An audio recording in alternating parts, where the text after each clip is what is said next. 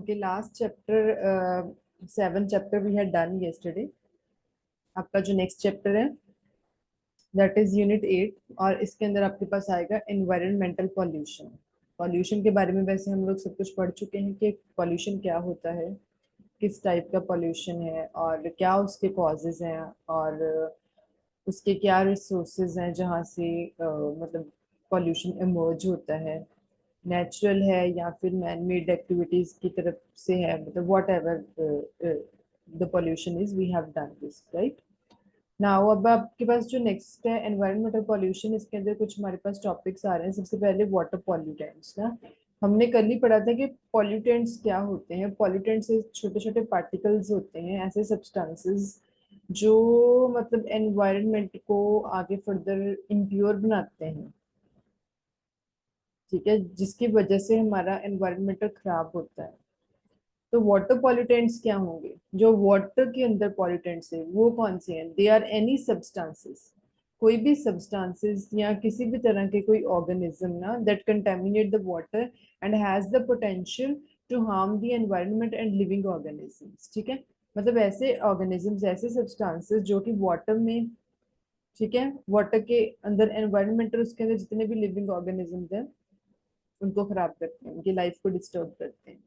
So these pollutants can include pathogens, toxic metals, inorganic, organic pollutants, sediments, heat and radioactive substances। ये किसी भी तरीके के हो सकते हैं।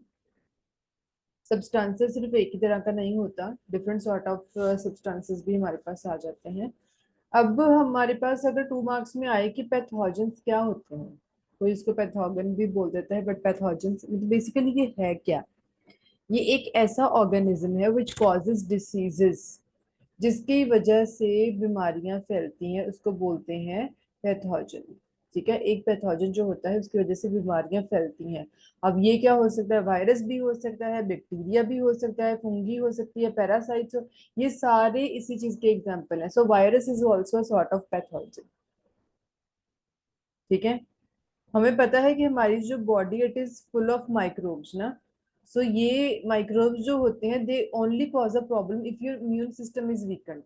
ये सारे माइक्रोब्स हमारी बॉडी को तब वीक करते हैं, हमें तब अफेक्ट होता है जब हमारा इम्यून सिस्टम वीक हो। ठीक है, तो अगर हमारा इम्यून सिस्टम वीक होता है ना तो क्या होता है, हम लोग हैवी डाइट भी डाइजेस्ट नहीं कर पाते, हम लोग जल्दी बीमार हो जाते हैं। जिनका इम्यून सिस्टम वीक होता है उनको बीमारियां जल्दी लगती हैं, क्योंकि वी आर बॉडी जो होती है that is unable to resist any sort of circumstances. कई बार हम लोग मतलब हम लोग इतनी जल्दी उन चीजों को बर्दाश्त नहीं कर पाते, हम बियर नहीं कर पाते। ठीक है, तो हमारे पास पैथोजेंस जो है they are different and they can cause diseases ना and for the entire body. तो ये डिपेंड करता है, ये जो पैथोजन है वो किस टाइप का है। जो पैथोजन है it can be transmitted a few ways depending upon the type. They can be spread through skin contact. कई बार होता है ना एलर्जीज जो होती हैं स्किन के अंदर, एलर्जी इचिंग होनी शुरू हो गई, आपकी स्किन के ऊपर रेडनेस हो गई, दाने दाने हो गए, वो किसकी वजह से होते हैं? स्किन के कांटेक्ट में वो उसकी वजह से फैल जाते हैं। बॉडीली फ्लूइड्स हो जाते हैं, एयरबोर्न पार्टिकल्स होते हैं, कांटेक्ट विद फीसेस और टचिंग, किसी को टच करने से, कोई चीज खाने से, किसी के कोई वायरल होने से। तो ये डिफरेंट सॉर्ट ऑफ, मतलब ये डिपेंड करता है। ठीक है, देयर आर फ्यू वेज वो कैसे ट्रांसमिट हो रही है। अब हमारे पास वो कहते हैं इनके टाइप्स आ सकते हैं, आपको 10 मार्क्स में क्वेश्चन आ सकता है, define pathogen and its types, explain करो इसके टाइप्स को। तो हमारे पास डिफरेंट सॉर्ट ऑफ पैथोजेंस हैं, हमने ऑलरेडी पढ़ दिया है ये किस टाइप के होते हैं। जितने भी वायरस, बैक्टीरिया, फंगी और पैरासाइट्स होते हैं ये सारे इसके टाइप्स के अंदर आ रहे हैं। वायरसेस, वायरसेस हमें दिखाई नहीं देते लेकिन वो छोटे छोटे, वो कहीं ना कहीं उनकी एग्जिस्टेंस होती है। अब जैसे कोविड था, कोविड 19 कोरोना वायरस, उसकी शेप कुछ ऐसी थी, मतलब उसका अपीयरेंस कुछ ऐसा था। अगर हम बात करें माइक्रोब्स में देखने से, वहां से वो पता चलता है वो कैसे दिखता है। वायरसेस जो है वो किसी के कांटेक्ट में आने से वो क्या होता है, फैल जाता है। Viruses are made up of piece of genetic code. ऐसा कोई जेनेटिक कोड होता है like DNA, RNA, they are protected by a coating of protein ना।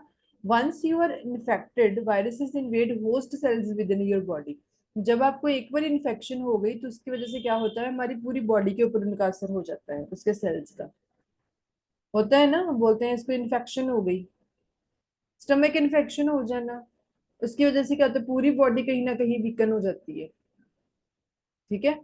तो ये जब हमें इन्फेक्शन होती है, वायरस हमारे अंदर चला जाता है, हमारी पूरी बॉडी के ऊपर उसका असर दिखाई देता है। क्योंकि उसके वो फैलता कैसे है, उसके छोटे छोटे सेल्स जो होते हैं वो हमारी बॉडी के अंदर स्प्रेड हो जाते हैं। कॉपी उनकी, रेप्लिकेट उसको बोल देते हैं। They then use the components of the host cell to replicate. एक जब एक सेल एंटर हुआ, वहीं से बाकी और सेल जो हैं वो इमर्ज हो जाएंगे, उनकी कॉपी होती जाती है, वो फैलते जाते हैं, फिर प्रोड्यूसिंग मोर वायरसेस, ज्यादा वायरस होता जाता है।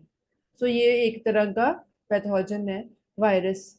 बैक्टीरियास, बैक्टीरिया जो होते हैं, बैक्टीरिया ऐसे micro organism made of a single cell, एक छोटे सिंगल सेल बैक्टीरिया। कुछ बैक्टीरिया ऐसे भी होते हैं, कुछ यूजफुल भी होते हैं, जैसे कर्ड होता है ना, दही जो हम खाते हैं उसके अंदर भी बैक्टीरियाज होते हैं, बट वो यूजफुल बैक्टीरियाज हैं।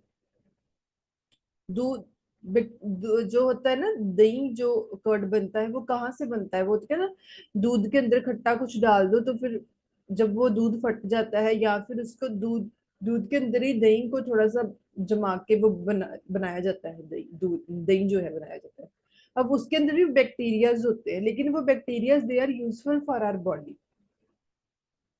कई बारी मुझे भी प्रॉब्लम हुई है जब स्टमक इन्फेक्शन होती है, या फिर कई बारी कुछ होता है, मेरे भी डॉक्टर ने कई बार किया है कि आप डेली डाइट के अंदर ना कई बारी दही को खाया करो। दही जो है ना, उसके अंदर बैक्टीरियाज होते हैं, उसकी वजह से ना आपको स्टमक इन्फेक्शन फिर कम हो जाती है, क्योंकि वो हमारी स्टमक के लिए बड़े अच्छे होते हैं। सो बैक्टीरिया अलग टाइप के होते हैं ना। So they are micro organisms, वो बहुत छोटे छोटे ऑर्गेनिजम्स होते हैं, which made of a single cell, एक सिंगल सेल से बने होते हैं।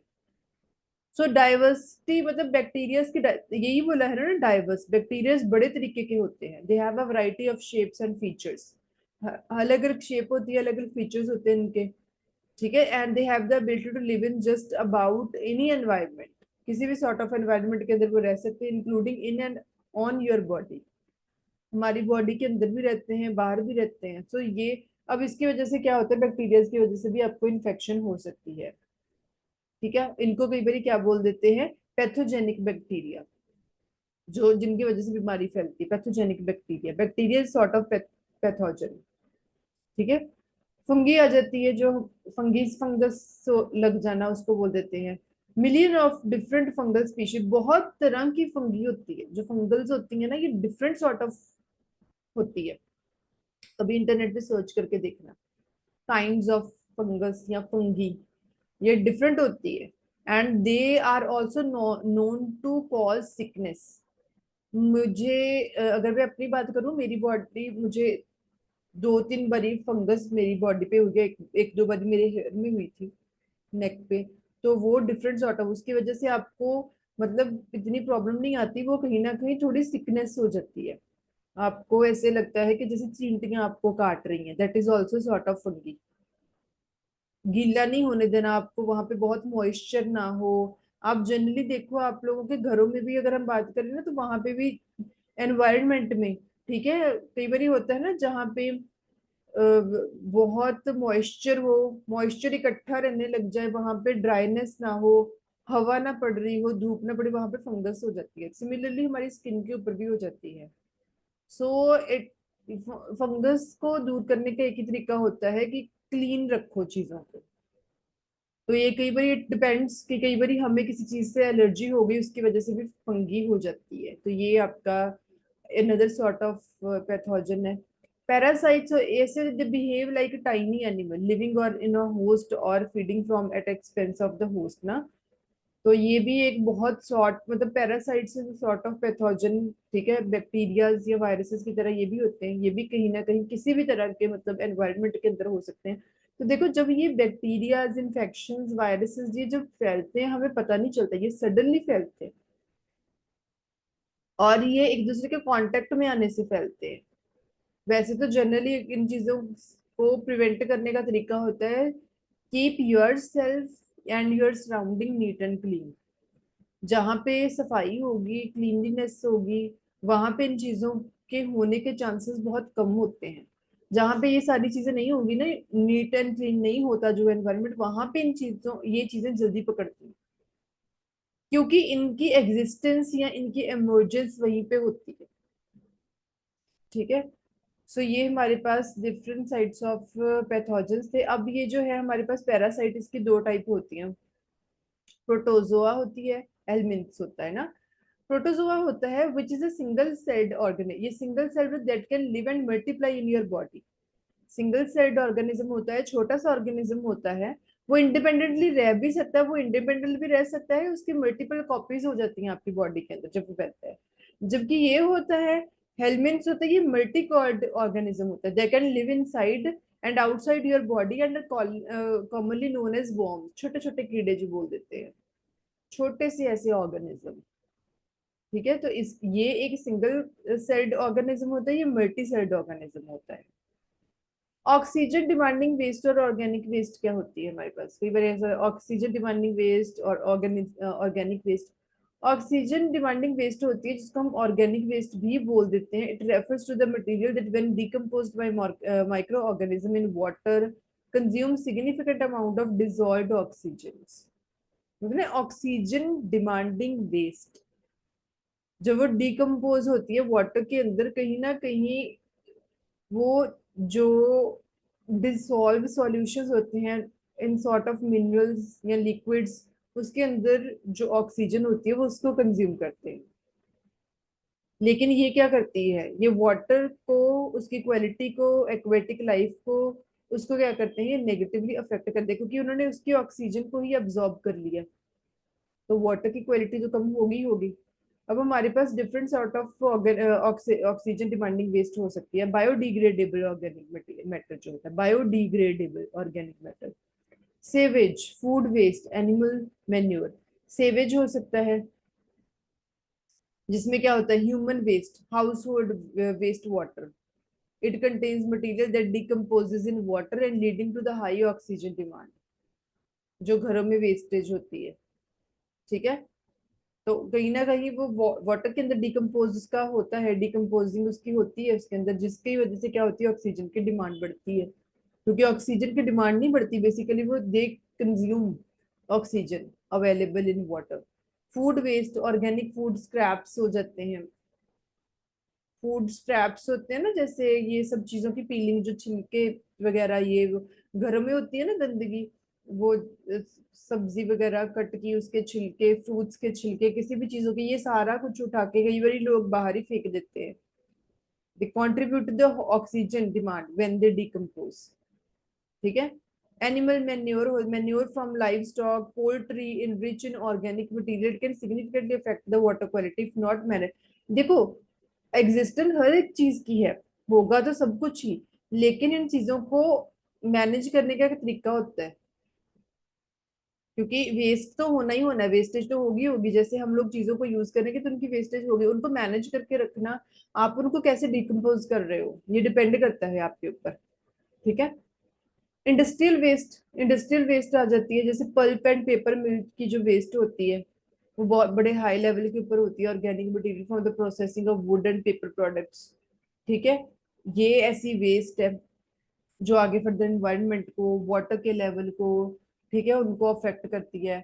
फूड प्रोसेसिंग वेस्ट आ सकता है, जहाँ पे मैन्युफैक्चरिंग हो रही है फूड्स की, बेवरेजेस की, तो वहां पे जो वो वेस्ट निकलती है, वो waste it can affect your ecosystem, it can affect the biodiversity, मतलब डायरेक्टली इनडायरेक्टली ये इन सब चीजों को क्या करते हैं, अफेक्ट करते हैं, because they all are interconnected with each other. Agriculture runoff हो सकता है, फर्टिलाइजर, एनिमल वेस्ट हो सकती है, बहुत बड़े लेवल के ऊपर फर्टिलाइजर जो यूज किए जा रहे हैं वाटर बॉडीज के अंदर, वो एंटर होते हैं, ग्राउंड लेवल का जो वाटर है वहां पे एंटर होते हैं, which can further contaminate the ground level water ना, उसको कंटेमिनेट कर देना, उसको गंदा कर देना। और वही पानी जब फिर आगे फर्दर क्रॉप्स के अंदर भी जाता है, जिसको हम कंज्यूम करते हैं, हम लोग उस पानी को पीते भी हैं। एनिमल्स की जो वेस्ट है, तो ये सारी चीजें भी ऑक्सीजन डिमांड को बढ़ाती हैं। Salt and heavy metals, salt or heavy metal, they are two significant type of pollutants that can negatively impact water quality and aquatic system। कैसे? सॉल्ट होता है प्राइमरली, हमें पता है सोडियम क्लोराइड ना, नमक जो है, एंड द अदर सॉल्युएबल सॉल्ट्स। ठीक है, इसके अंदर क्या होता है, ये एक बेसिकली इसको बोलते हैं ना सोडियम क्लोराइड है। और इसके अंदर और भी जैसे और है, तो ये soluble salt, it can enter water bodies through various sources and affect the water quality in several ways. क्या अब ये वाटर के अंदर एंटर हो सकता है उसके अंदर, क्योंकि ये सॉल्यूबल प्रोडक्ट है, तो ऑब्वियस सी बात है ये काफी डिफरेंट वेज के अंदर पानी को या उनको अफेक्ट कर सकता है। सोर्सेज ऑफ सॉल्ट कहाँ पे आते हैं, रोड डाइसिंग। सॉल्ट जो है वो वाटर बॉडी के अंदर एंटर होता है, लेकिन ये सारा जो सॉल्ट है वो कहाँ कहाँ से मतलब इमर्ज होता है। रोड डाइसिंग होती है ना, जब कई बारी वो नहीं होता जैसे आइस बहुत ज्यादा स्नो जब पड़ जाती है, फिर उसको जब किया जाता है, जैसे रोड्स को कई बार क्लीन करने के लिए मशीन्स यूज की जाती हैं, तो उस प्रोसेस के अंदर जो वो सॉल्ट इमर्ज होता है वो कहीं ना कहीं बारिश के पानी से कैसे जैसे तैसे करके वो इन रिवर्स में लेक्स के अंदर एंटर होता है। तो वो क्या होता है, वो उसको खराब करता है वाटर के लेवल को। एग्रीकल्चरल जो रन ऑफ है फर्टिलाइजर हो गए, पेस्टिसाइड्स हो गए जिनके अंदर सॉल्ट है, ठीक है, ये भी ग्राउंड वाटर के अंदर एंटर हो सकता है, सरफेस वाटर के अंदर एंटर हो सकता है, उसको खराब करता है। हैवी मेटल्स कौन से होते हैं, देखो छोटे छोटे ये जो सब्सटेंसेस बोलो, ऐसे एलिमेंट्स जिसके अंदर मतलब ऐसी स्ट्रॉन्ग एलिमेंट्स होते हैं जो दिखने में बहुत बड़े नहीं होते, बट दो वो वे करते हैं, उनकी डेंसिटी इतनी ज्यादा होती है। Heavy metals are elements with high atomic weights or densities that can be toxic even at low concentrations. सो देखो कौन कौन से हो सकते हैं, एक तो लीड होता है पीबी जिसको बोल देते हैं, toxic toxic to human and the wildlife. तो ये मतलब it can cause the developmental issues, neurological damage हो सकता है इसकी वजह से, किडनी प्रॉब्लम्स हो सकती हैं इसकी वजह से। अगर मैं आपको दिखाऊं ना, तो लीड क्या होता है, छोटे छोटे जैसे मरकरी, आपने देखा भी होगा, साइंस के ये कॉन्सेप्ट्स हैं, let me show it to you, आपको थोड़ा क्लियर हो जाएगा।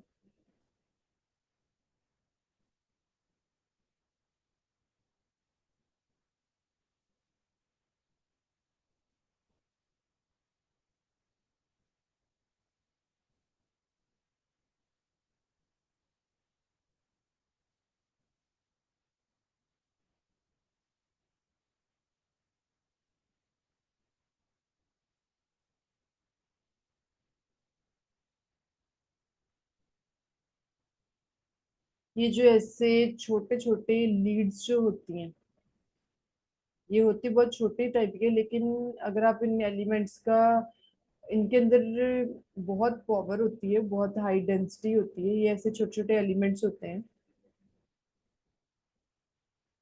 बेसिकली ये इस फॉर्मेट में होती हैं, ये जो होते हैं, these are called Leeds,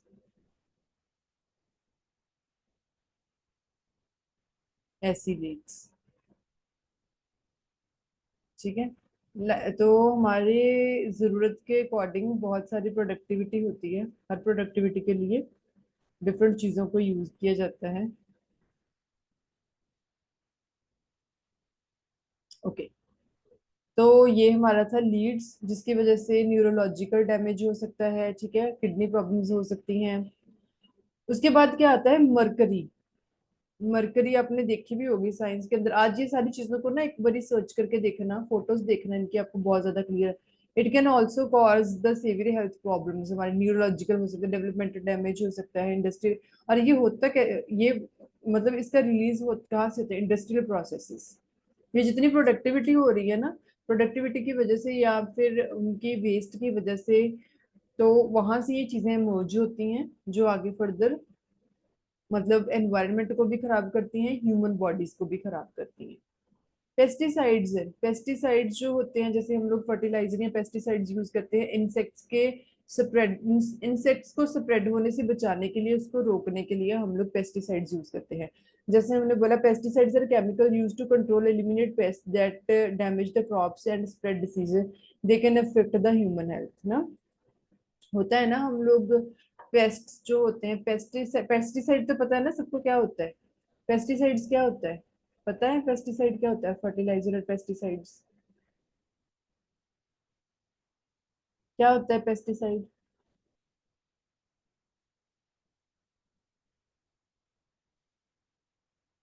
pesticide सुना नहीं, पता नहीं कि पता है, ये बोल नहीं रहे। क्या होता है पेस्टिसाइड? यस और नो में तो रिप्लाई किया करो।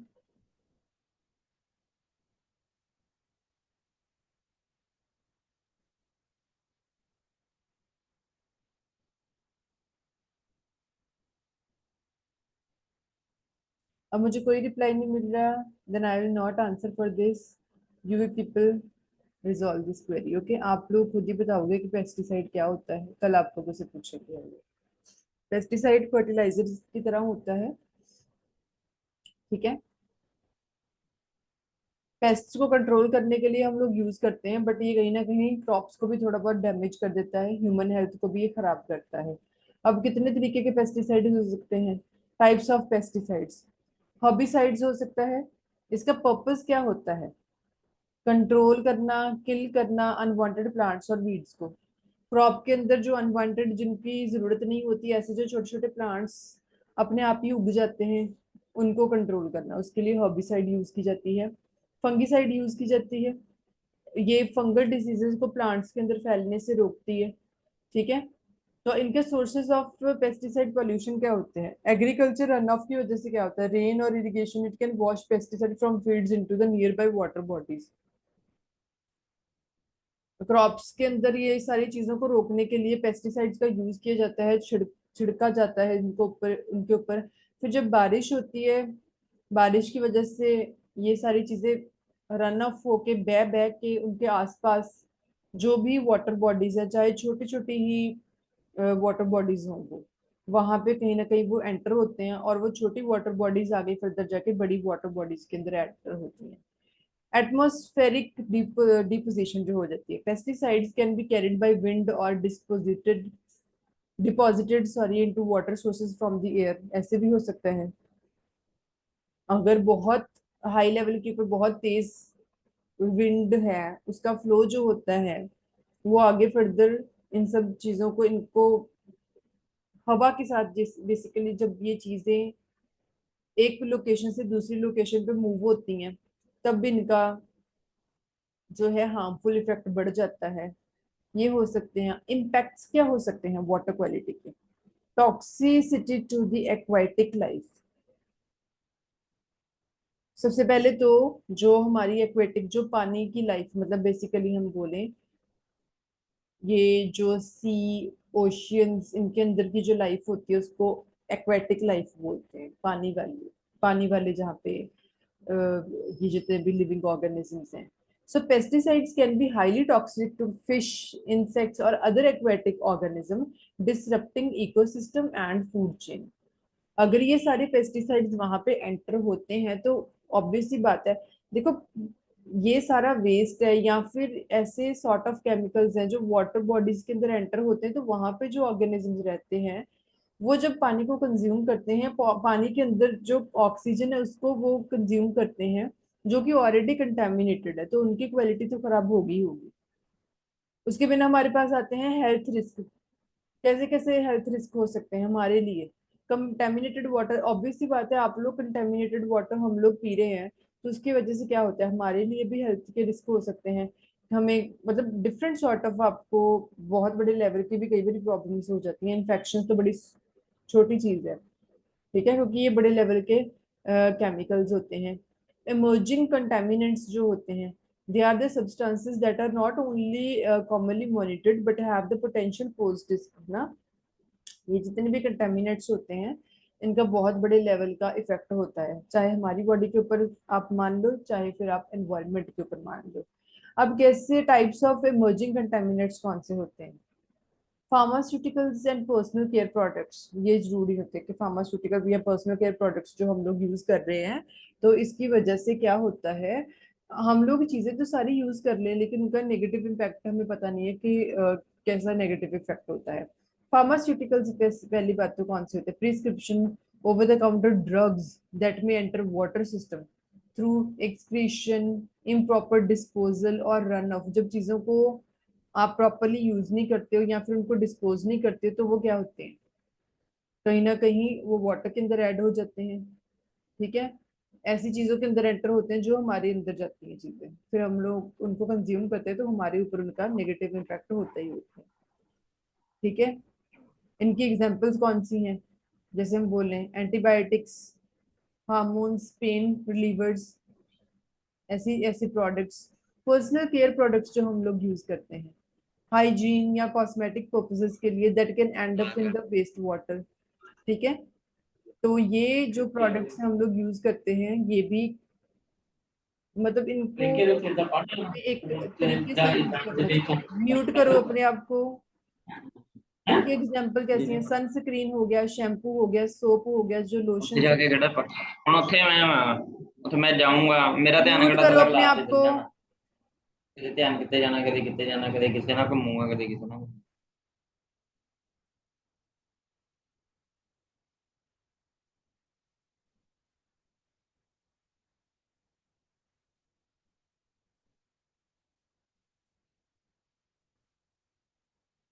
उसके बिना क्या आ जाते हैं? Nano materials.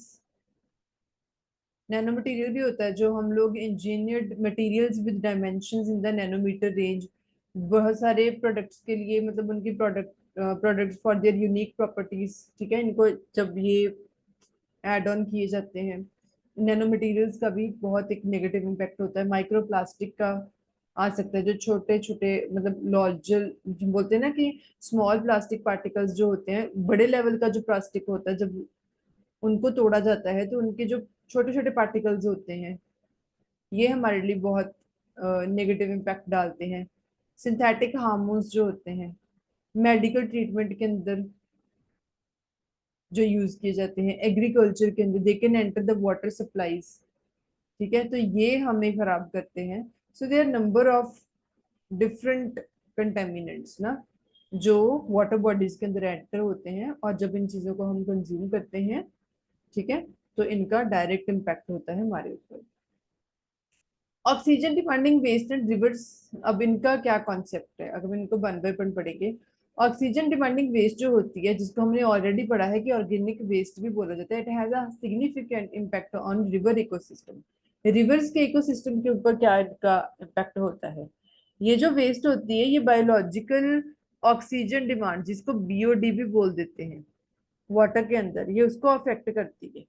कैसे? अब सबसे पहले बीओडी क्या है, अब इसको बोले, ये एक ऐसा इंडिकेटर है that is use to assess the amount of organic matter in water. ऐसा इंडिकेटर है जिसको यूज किया जाता है ऑर्गेनिक मैटर कितना है, कैसा है, उसका क्या लेवल है वाटर के अंदर, उसको यूज कर, उसको असेस करने के लिए, उसको मापने के लिए, उसको चेक करने के लिए, उसको एग्जामिन करने के लिए, और उसका कितना के पोटेंशियल इम्पैक्ट है वाटर क्वालिटी के ऊपर। इसको असेस करने के लिए जिस चीज को यूज किया जाता है उस टर्म को बोलते हैं बीओडी, बायोकेमिकल ऑक्सीजन डिमांड। ये क्या मेजर करता है? It measures the amount of oxygen that micro organisms will consume while decomposing organic matter in water over a specified period, typically 5 days। तो ये इन चीजों को मेजर करता है। अब इनका एक ओवरव्यू अगर हम लें, BOD quantifies the oxygen required by the aerobic microorganism to decompose the organic matter in the water, right. और ये इसमें एक्सप्रेस किया जाता है मिलीग्राम्स के अंदर, कितने मिलीग्राम्स ऑफ ऑक्सीजन कंज्यूम्ड पर लीटर ऑफ वाटर, इसको मिलीग्राम में मेजर किया जाता है। इसका पर्पस क्या है? It helps gauge the level of organic pollution in water. Organic pollution जो है वो वाटर के अंदर है, उसको मेजर करने के लिए, उसको गेज करने के लिए ये इंडिकेट करता है how much organic material is present and how it might affect the water quality and aquatic life. कितना मतलब मटेरियल, जो ऑर्गेनिक मटेरियल प्रेजेंट है वाटर के अंदर, और किस लेवल तक वो अफेक्ट कर सकता है वाटर की क्वालिटी को या एक्वेटिक लाइफ को। अब इनके इफेक्ट्स क्या आ सकते हैं? Effect of oxygen demanding waste on river, क्या क्या इसके इफेक्ट्स हो सकते हैं? बहुत बड़े लेवल के इफेक्ट्स आ सकते हैं। अब इनको पहले से चेक करते हैं क्या क्या इसके इफेक्ट्स होते हैं। इफेक्ट्स ऑफ रिवर इकोसिस्टम ना, ऑक्सीजन डिप्लीशन हो सकती है, किसी भी चीज का कम होना, खत्म होना, उसको डिप्लीशन बोल सकते हैं, बोल देते हैं। सो ऑक्सीजन डिप्लीशन का मतलब ऑक्सीजन का लेवल कम हो जाना। बीओडी जो है, when organic waste enters the river, जब ऑर्गेनिक वेस्ट जो है एंटर होती है रिवर के अंदर, सो माइक्रो ऑर्गेनिज्म डिकम्पोज करते हैं और इसकी कंज्यूमिंग और ऑक्सीजन इन द प्रोसेस, इसकी वजह से क्या होती है, ऑक्सीजन जो है वो कंज्यूम कर ली जाती है। So high BOD values indicate a large amount of organic matter, leading to a greater demand for the oxygen. जितनी ज्यादा BOD वैल्यू की होगी, ठीक है, BOD की वैल्यू जितनी ज्यादा होगी उतनी ही लार्जर लेवल के ऊपर ऑर्गेनिक मैटर की अवेलेबिलिटी होगी, जिसकी वजह से उतने ही बड़े लेवल के ऊपर ऑक्सीजन की डिमांड जो होगी वो बढ़ेगी, कंज्यूम की जाएगी. Hypoxia and anoxia. Depletion of oxygen in water can lead to hypoxia. Low oxygen, oxygen का कम होना, और एनॉक्सिक मतलब वेरी लो या फिर बिल्कुल ही खत्म हो जाना, ऐसी कंडीशंस आ सकती हैं. सो एक्वेटिक ऑर्गेनिज्म क्या करेंगे, वो भी तो रिलाई करते हैं ऑक्सीजन के ऊपर. उनको ऑक्सीजन कहाँ से मिलती है, पानी के अंदर भी ऑक्सीजन होती है. जो जिस जब वो पानी पीते हैं तो वो ऑक्सीजन उनको मिलती है, तो वो कैसे मतलब सरवाइव करेंगे अगर उनको ऑक्सीजन नहीं मिलेगी. they'll have to suffer, right? Oxygen depletion. तो ऑक्सीजन कम हो सकती है उसके बिना. Fish kills and reduced biodiversity. जो फिश की स्पीशीज हैं वो बड़े लेवल के ऊपर मर जाती हैं, कम हो जाती हैं, और बायोडाइवर्सिटी का जो लेवल है वो कम हो जाता है, खत्म होने की कगार पे आ जाता है. Fish mortality. Low oxygen levels can cause fish kills as fish and other aquatic organisms cannot survive without sufficient oxygen. इनको भी जब ऑक्सीजन मिलेगी नहीं तो ये जिंदा कहाँ से रहेंगे, तो वो जिंदा नहीं रहेंगे, तो वो मर जाएंगे. एक बहुत बड़ा लॉस होगा एक्वेटिक, और ये जो हमारी लाइफ है ना, सी लाइफ का. Loss of biodiversity. ऑक्सीजन कम होगी, it can lead to decline of diversity of aquatic life. जब ऑक्सीजन कम होगी, उनको ऑक्सीजन नहीं मिलेगी, ये इंसेक्ट्स मर रहे हैं, तो एक्वेटिक लाइफ की आपको क्वालिटी कहाँ से मिलेगी, कहीं पे भी नहीं होगी, right? They can tolerate low oxygen level, will survive ना, तो वो नहीं कर सकते. सो ये इकोसिस्टम के बैलेंस को पूरी तरह से खत्म कर देता है, उसको डिस्टर्ब कर देता है. ठीक है, तो ये हमारा कॉन्सेप्ट था. मैं लिंक दोबारा शेयर करने जा रही हूँ, मीटिंग का टाइम एंड होने जा रहा है, दोबारा ज्वाइन करो सारे जने.